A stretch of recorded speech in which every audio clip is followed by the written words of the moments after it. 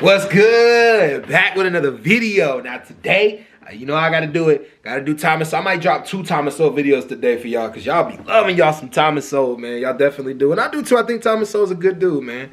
Me being a socialist on the side, capitalist on the other side. No, I'm all of it. You know what I'm saying? I believe parts of it is all needed across society anyway. But today, Thomas Sowell, he's gonna talk about visions of woke. Right? You gotta stay woke. So he don't like woke people for some reason. Make sure she's running, but yeah, it's cool. He don't like woke people for some reason, but I like woke people because woke people are smart, you know? So are awake people. Awoke people, I hate that shit, man. There's something called awake and there's something called woke, and it's the same thing. People just... Anyways, subscribe, y'all. Loving y'all coming in, man. Subscribe, y'all.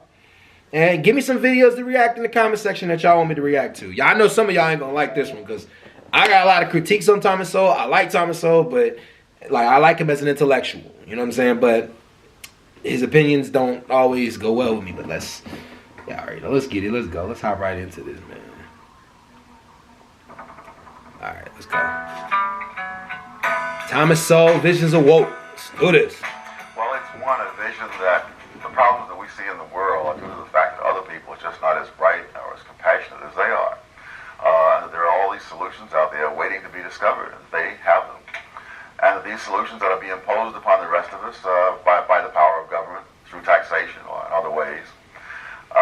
And what's really crucial about it is that their passion is so much greater than the passion on the other side, largely because what they have involved is more.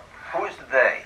Oh, the media elite, the academic elite, political elites.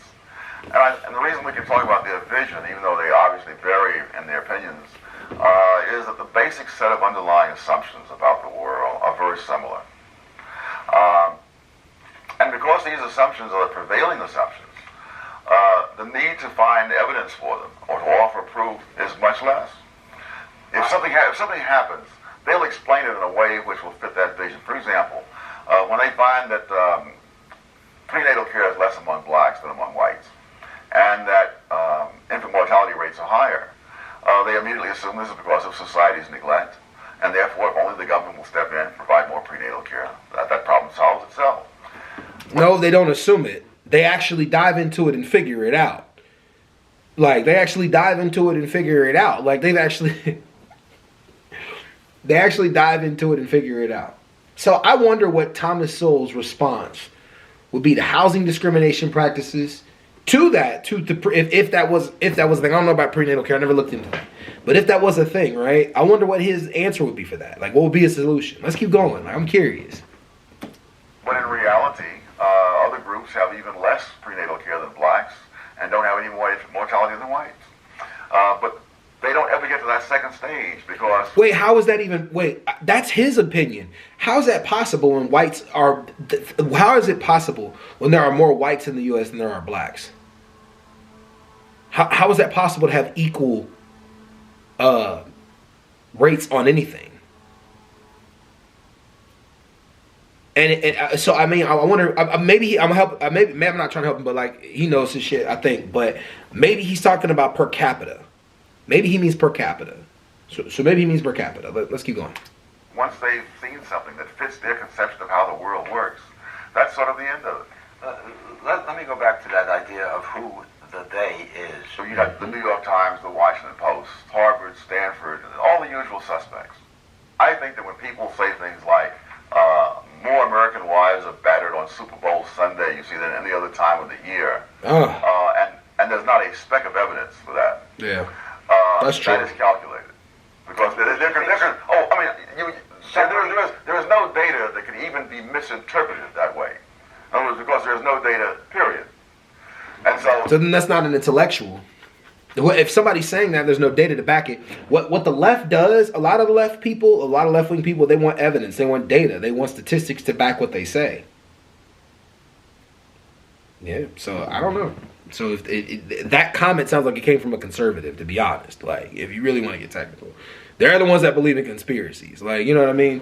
Liberals do too. Don't get it twisted. Liberals do too. Oh, man, liberals do too. But it's on a whole nother level with conservatives. Uh-oh. It's on a whole nother level with conservatives. Let's go. Yes. But I think 99% of the people who believe it are not calculating. And I think one of the reasons that it flies without even being challenged for evidence is that there is a certain vision of how the world is, and in that world, men are oppressing women, and therefore, when you say something like this, it fits the vision, and that's the end of it. There's no demand for evidence. There's a four-stage pattern, and in the first stage is what I call the crisis, and so we're hyped to believe that. Wait, that's not true.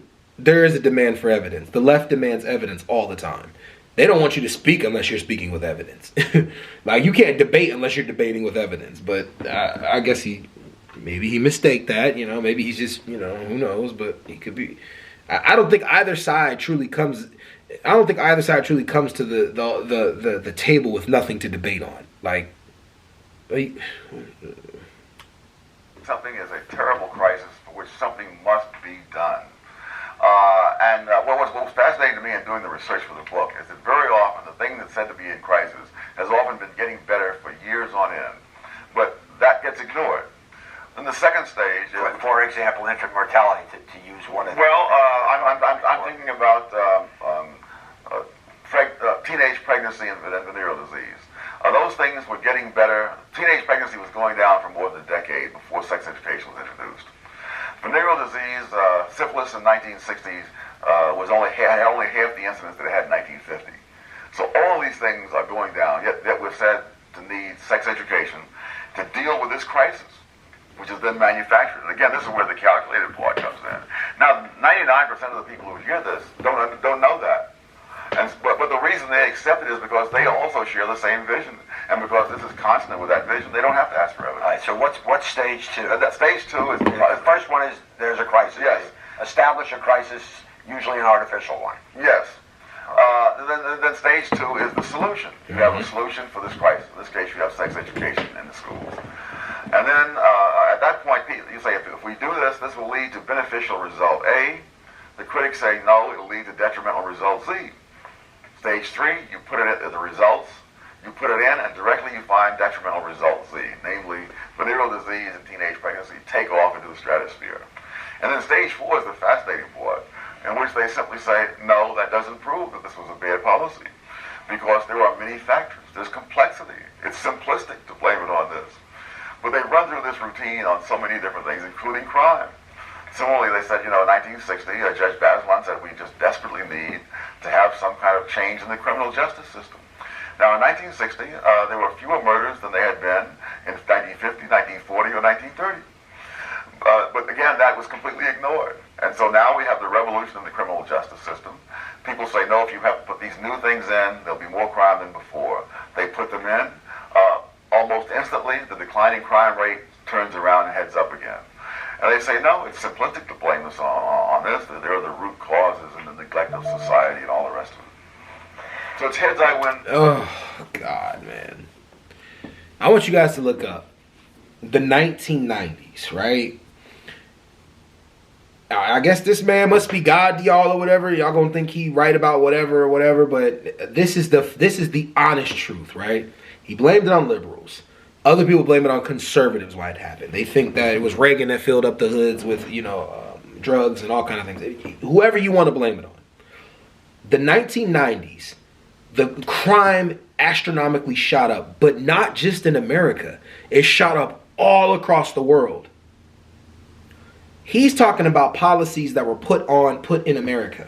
How do you explain the rest of the world then? Not everybody moves according to Harvard, Stanford University, or any of these places like that. Not everything moves according to that.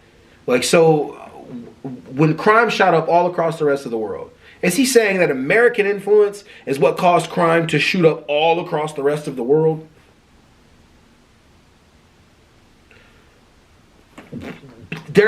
We don't know why crime shot up as much as it did in the 90s. No one knows. We just know that the crime bill didn't help, of course, and I know that was passed by Biden. 100. No, it was. Passed by Biden and the government at that time, and it caused a lot of problems for the black community. There's no data to prove. I don't know. There's just no data to see why crime was so high in the 90s, 80s, and 70s. And he just said that's when it shot back up. He said the reason he thinks is because liberal policies. Woke ideology. No, man.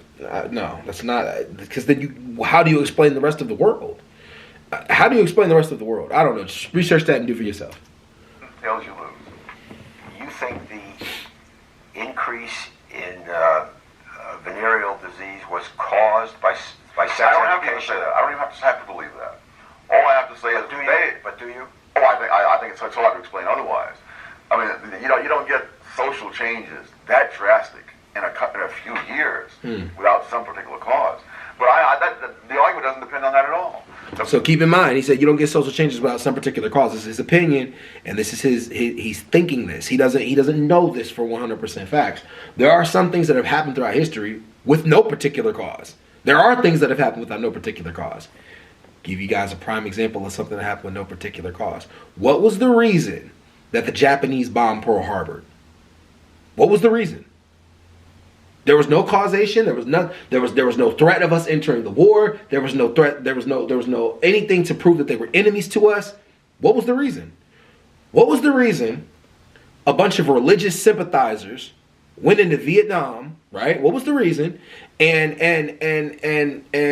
wanted to bring their ideology to Vietnam. There was a causation afterwards when those religious sympathizers went up north and started bringing their religion. The North didn't like these religious sympathizers, so then they came up. So they went down south and they went up north. Some of the Vietnamese people didn't like those religious sympathizers, so they went up north and became the Viet Cong. So like that was the battle between the Vietnam, but there was the causation for them to do this. What was the reason for colonization?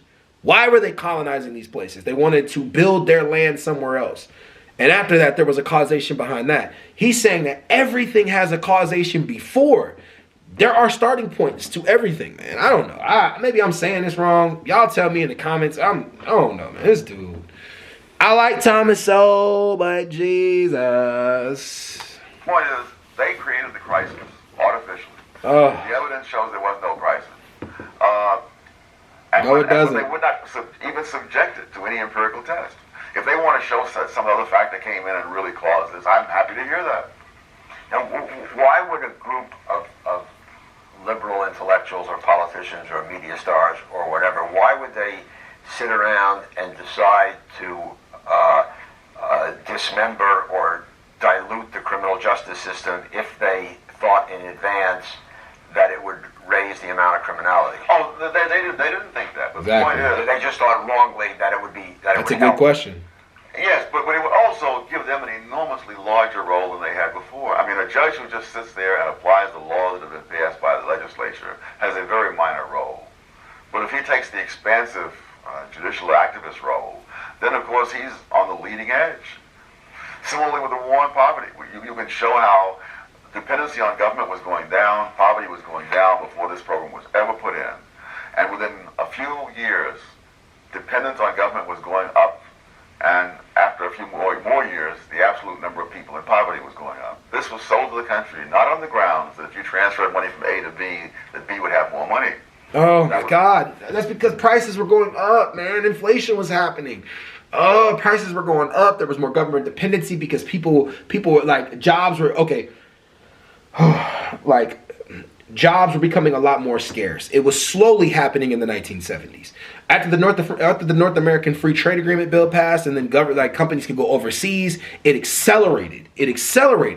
And to be fair, the North American Free Trade Agreement was passed by Clinton, but it accelerated. But the capitalists were the ones that decided to make that move. They were decided to leave and go different places, take businesses elsewhere so they can make more money. It was all a profit, man. Like it's like he's blaming the left, but it's like I don't know. It's just weird, man. He's blaming like woke ideology, but woke ideology doesn't make it past the books, man. It just doesn't. Like, think about it. They tried to implement a CRT program in schools, right? First of all, let me make this clear. There is no CRT program in any children's school, any elementary school. You only have it on the college level. But even on the college level, in Florida, some places, not all of Florida probably now, it's banned. It's banned. So like on the college level, you can't understand critical race theory on the college level. Can't understand it in the military. On a college, I don't know, man.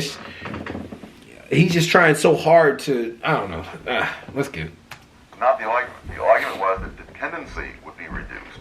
This will then, you give them job training and all those kinds of things, parenting skills, the whole bit.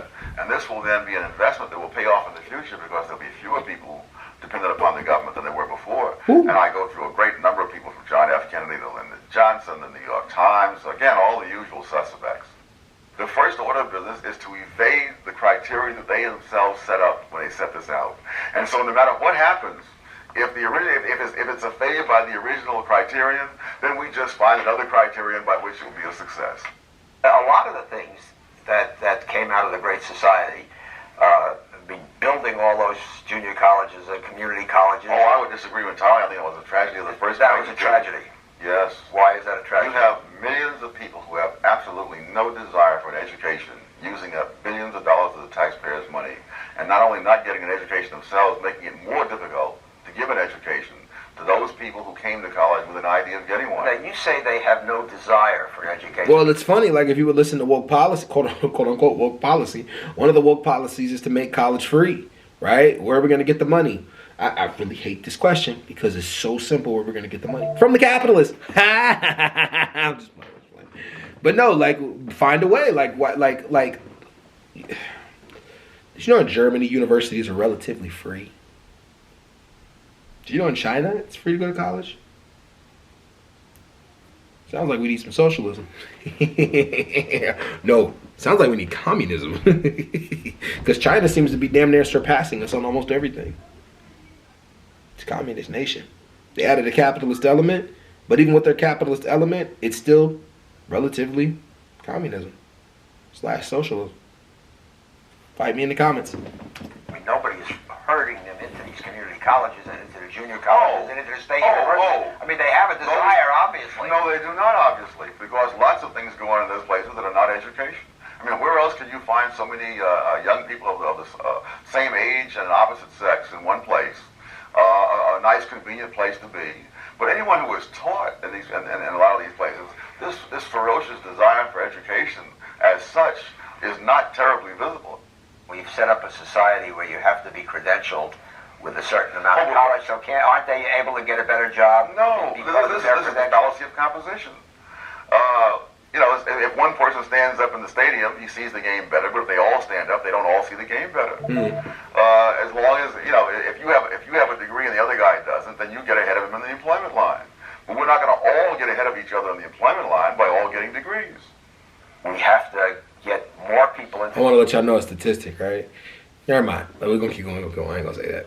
The education system, because that's the way to compete, and we look at the data and we see that the people with more education are earning more money than ever before relative to the people with less education. That's all a fallacy of everybody standing up in the stadium. People who fly on the Concorde, kids who've flown on the Concorde undoubtedly will make more money than kids who've only gone on buses. That does not mean that we put a lot of people on the Concorde, we're going to raise the national income. That's a good point. You can't blame the crime rate on the fact that there's more poverty. There's less poverty. There's more affluence. It's not due to foreigners because, as you say, we've won the Cold War. All the normal things that you might blame all this on aren't there. It's not because of diseases, because science has conquered more diseases. It's all because of self-inflicted wounds. And I'm saying, but that's why you want people to go to university, so people can be educated enough to find the solutions to the problems of society. What government needs to do is relegate people in the directions that they want to go. And we need certain kinds of people. We need more people in science, technology, engineering, and mathematics. But what government needs to do is relegate people into places where they can be beneficial to society. And telling people that everybody shouldn't go to college, no, that's not the way to go. But I don't think, telling people that's not what he said. He said that people are wasting time at the universities. And I think it's because people don't have enough money. And what I mean is, if people had an avenue where there was some kind of money, like before they went to college to be able to make a decision, they didn't have to work through college. People wouldn't think when they go to college to make drastic decisions about what they want for the rest of their life. I have to hurry up and find something that I want to do, or else, shit may not work out for me. What I'm trying to get at is universities are just relatively too expensive. They're just too expensive. So overall, people going to universities, yes, that is a problem. if they don't know what they want. But how do we get them to do that? We find a way to get them more money. Anyways, let's keep on. These are the people who inflicted those wounds, and this is why we shouldn't listen to them anymore. What are the nature of those wounds? Crime. No. The disintegration of the family. The disintegration of the educational system. And it's not going to matter. We'll be like the man who gained the whole world and lost his soul. Is there a common root to all of those problems? It's the notion that ordinary people cannot be trusted to make the decisions that they've been making, but they must be preempted either by judges in the case of crime, by the schools taking over the indoctrination of other people's children behind their back and against their protest. Yeah, that's wrong. Or what was the other one? The family taking money from the taxpayers and subsidizing behavior, as well as encouraging it and legitimizing behavior that has turned out to be enormously self-destructive, undermining the family in 1,000 different ways. You make this vigorous attack in the Vision of the Anointed that we should no longer listen to these people. That's sort of the bait. They've been wrong. They don't prove their points. It's hurt us. Thomas Sowell, he don't like Who him. should we listen to? Yeah, who should we listen to, Tom? First and foremost, to our own experience. Oh, God. You seem to act as if there must be alternative saviors. We should stop looking for saviors. I mean, the society has not existed for thousands of years because it had a succession of saviors. It's existed because it has institutions and processes through which people can realize their own goals. No, I understand that. That's true, but like, the institutions teach people how to teach other people what to do. And I hope he wasn't. I know like a lot of Christian people watch Thomas Sowell, so I'm curious, like, they don't find what he just said offensive. Stop looking for saviors.